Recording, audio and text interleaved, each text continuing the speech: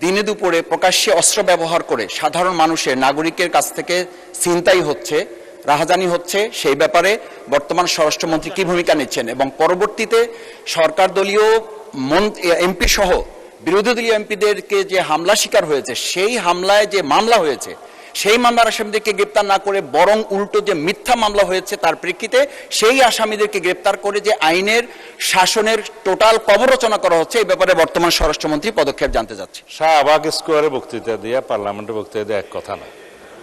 প্রথম কথা হচ্ছে নির্ধারিত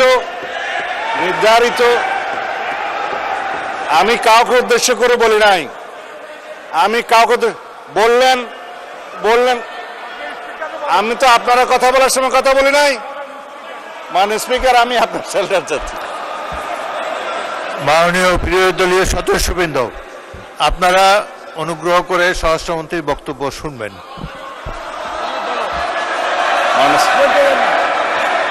ইয়েস, আই উইথড্র। ঠিক আছে, অনুগ্রহ করে বসুন, স্বরাষ্ট্রমন্ত্রীর বক্তব্য শুনুন। মাননীয় স্পিকার, মাননীয় সদস্যবৃন্দ, অপেক্ষা করুন। বলো। বসুন।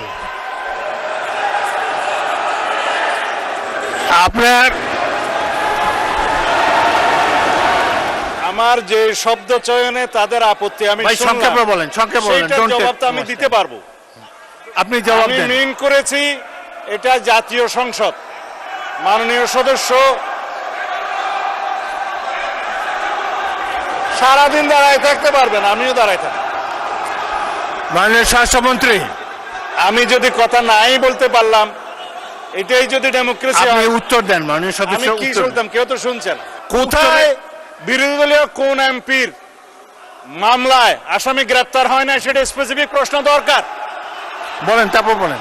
এবং কোথায় ছিনতাই হয়েছে, আসামি গ্রেপ্তার হয় নাই, সেটার স্পেসিফিক বর্ণনা দরকার।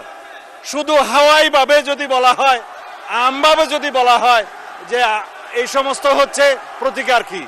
বিরোধী দল এমপির উপর হামলা হচ্ছে, প্রতিকার কি? স্পেসিফিক কোয়েশ্চেন করতে হবে।